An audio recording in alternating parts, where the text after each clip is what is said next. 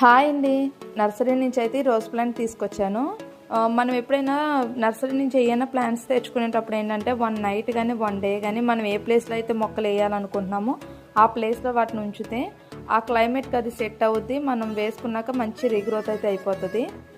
అలాగే ఏంటంటే మనకి గులాబీ మొక్కలకి తొందరగా వేరుతెగులు అన్నది వస్తుంది. అది రాకుండా మనం ఏంటంటే ఉల్లిపాయ తొక్కల్ని నైట్ అంతా నానబెడితే ఆ వచ్చిన వాటర్ని గులాబీ మొక్కలకి ఇస్తూ ఉంటే ఆ వేరుతెగులు అన్నది రాదు, కొత్త చిగుర్లు కూడా వస్తూ ఉంటాయి. ఈ ప్లాంట్ నా దగ్గర ఇదివరకు ఉండేది, కాకపోతే నేల మీద ఉండేది కానీ ఎందుకో డల్ అయిపోయి పాడైపోయింది మొక్క. ఈ ప్లాంట్కి, ఈ రోజ్ ప్లాంట్కి ఏదో నేమ్ అయితే ఉంది, నాకైతే అంత ఐడియా లేదు.